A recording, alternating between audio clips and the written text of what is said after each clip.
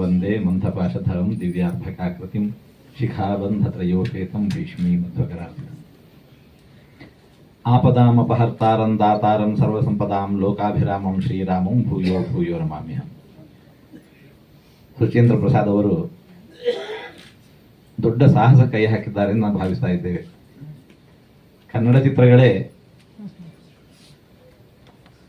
ಲಾಭದಾಯಕವಲ್ಲದ ಈ ಸಮಯದಲ್ಲಿ ಸಂಸ್ಕೃತ ಮಾಧ್ಯಮದಲ್ಲಿ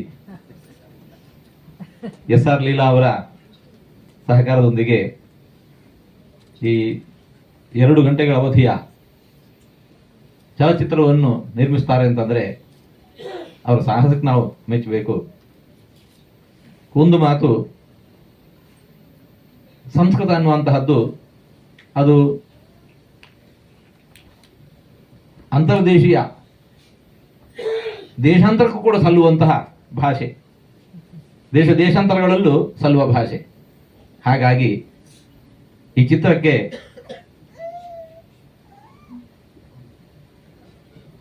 ಅದು ವಿಸ್ತೃತವಾಗಿರತಕ್ಕಂತಹ ನೋಡುಗರು ಕೇಳುಗರು ಇದ್ದಾರೆ ಎಂದು ನಾವು ಭಾವಿಸ್ತೇವೆ. ಹಾಗೆ ಅದು ಬೆಳೆದು ಈ ಚಲಚಿತ್ರದ ಮೂಲಕವೂ ಕೂಡ ಸಂಸ್ಕೃತವೂ ಕೂಡ ನಮ್ಮ ಪ್ರಸಾರ ಆಗಲಿ, ಸಂಸ್ಕೃತ ಭಾರತೀಯ ಅನುಗ್ರಹದ ಶ್ರೀರಕ್ಷೆ ಇದರ ಹಿಂದೆ ಇರುವವರಿಗೆ ಕೂಡ ನಿರಂತರ ಇರಲಿ.